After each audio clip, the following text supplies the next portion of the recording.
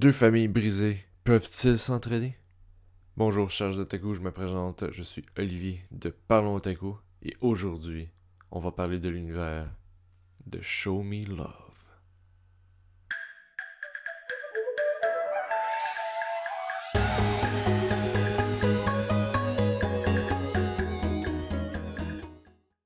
Alors, Show Me Love, du titre original Aewo Mizero, est un manga, un univers créé par Ami Fushimi.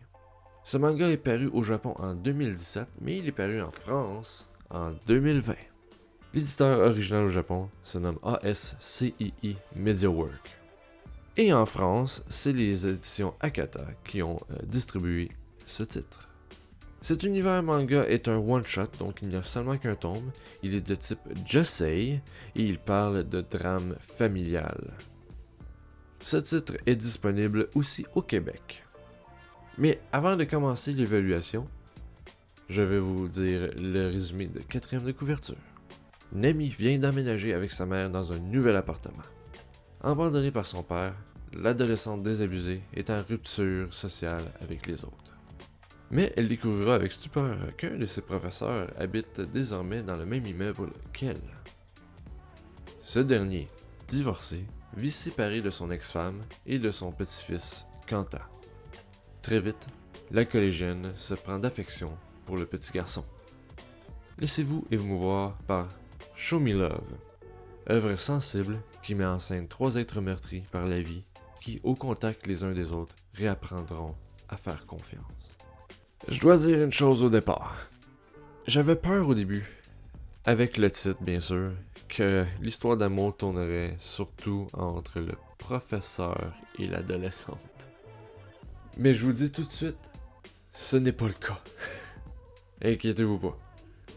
En fait, l'univers nous introduit rapidement à Nemi Makimura, qui est l'adolescente juste ici. Cette jeune adolescente vient d'aménager tout juste dans un nouvel appartement avec sa mère.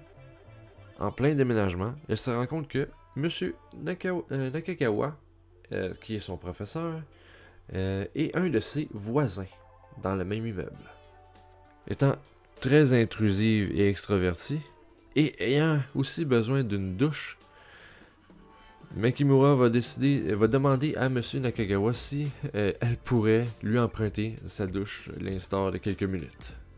Étant zéro social et introverti, Monsieur Nakagawa va bien sûr lui refuser l'accès en lui montrant la porte renfermée proche de son nez. Et c'est là que notre troisième personnage rentre en jeu.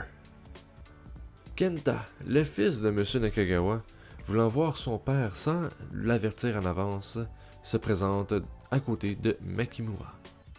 Et comme par hasard, le père, Monsieur Nakagawa, se fait appeler d'urgence pour se rendre au boulot et va être obligé de demander à Nemi Makimura de garder Kenta pendant quelques heures. Et c'est à ce moment-là que, lorsqu'elle est toute seule avec Kenta, qu'elle apprend un peu plus sur la situation familiale des Nakagawa. C'est surtout à ce moment qu'elle apprend que M. Nakagawa est divorcé, qu'il a bien sûr un fils, mais en fait elle l'avait déjà vu d'avance, et que son ex-femme l'a quitté pour une personne plus riche. Alors pouvant bien se comparer à lui, elle s'intéressera de plus en plus à Kenta.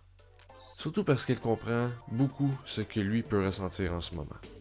C'est à partir de ce moment que, inconsciemment, Nemi Makimura voudra aider Kenta le plus possible dans sa situation précaire. Et l'une de ses manières est de faire comprendre à son père qu'il ne doit pas rien prendre pour acquis et qu'il doit montrer de l'affection envers Kenta qui en a énormément besoin. Alors ça, en fait, c'est vraiment la base de l'histoire qu'on découvre rapidement dans l'univers dans les premières pages de ce one-shot. Et l'histoire m'a agréablement surpris. Sérieusement, quand j'ai eu à savoir que je devais lire ce manga, j'avais aucune attente. J'avais zéro attente envers ce manga, mais il m'a très agréablement surpris. J'aime surtout que les trois personnages principaux vont s'entraider entre eux à guérir et à passer à travers les dommages qu'une séparation peut causer.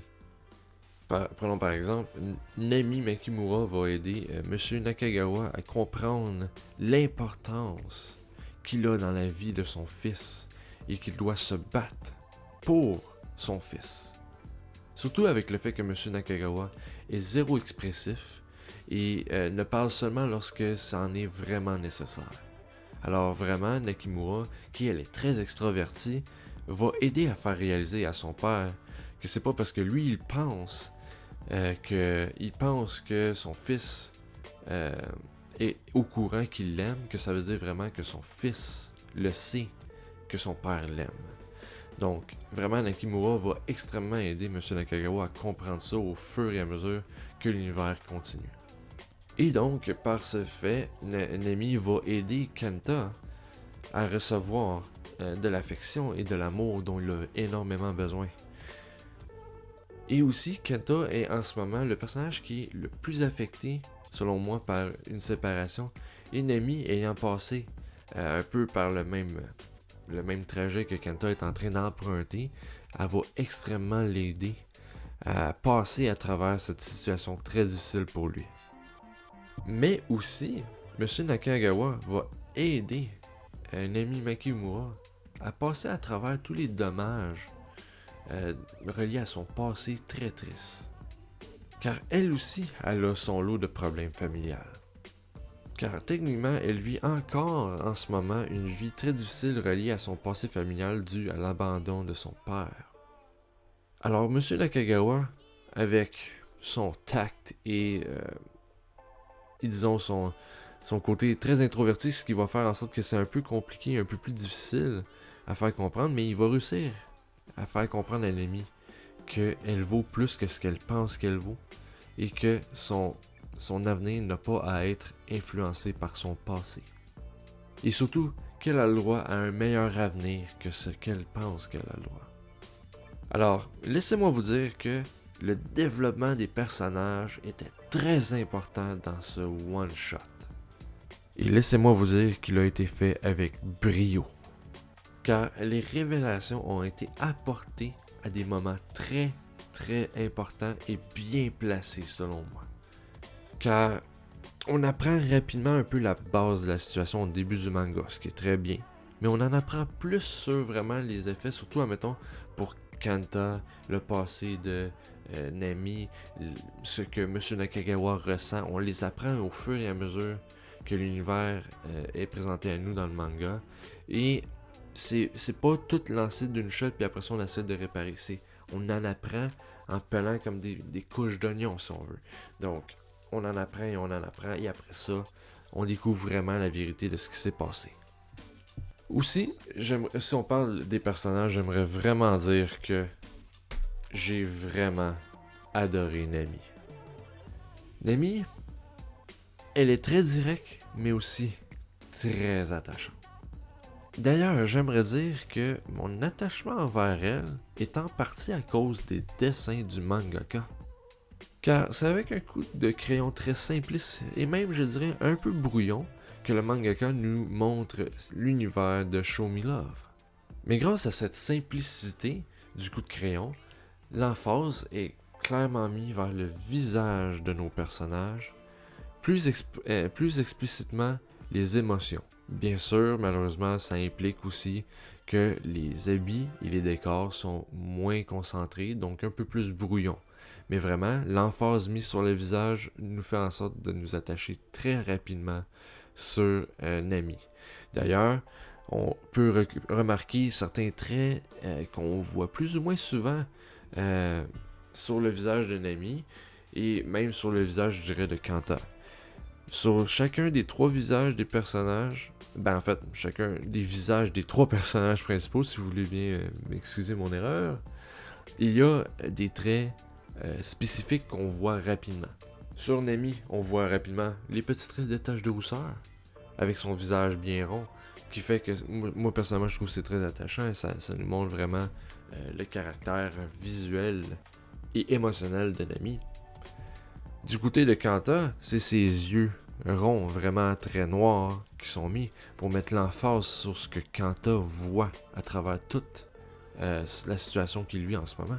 Et Sinon, pour Monsieur Nakagawa, c'est surtout le côté expressif de ses yeux, relié à ses sourcils, qui fait qu'on comprend que il est enragé, mais en même temps, c'est pas qu'il est enragé, il paraît être enragé, mais ce n'est pas le cas vraiment.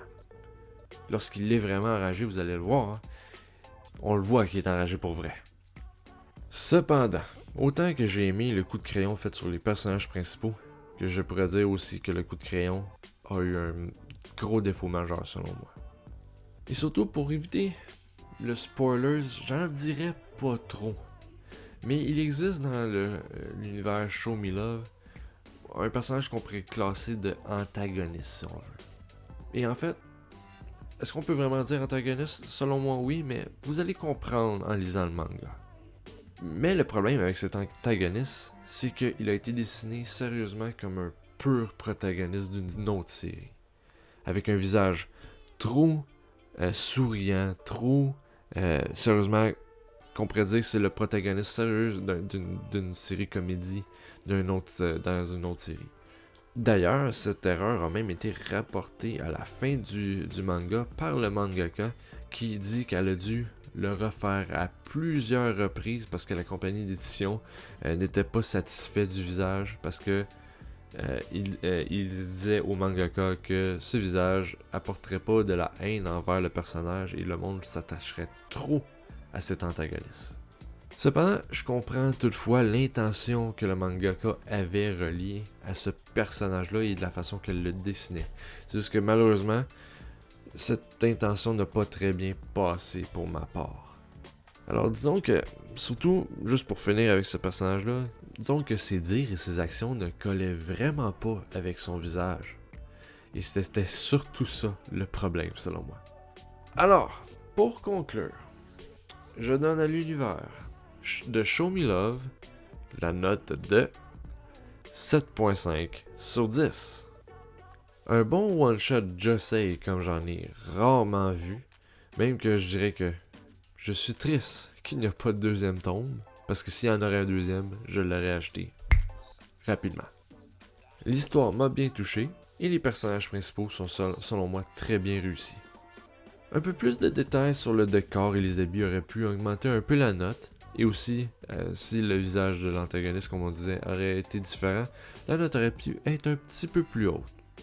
Mais ça n'empêche pas que ce manga, selon moi, est une vraie réussite.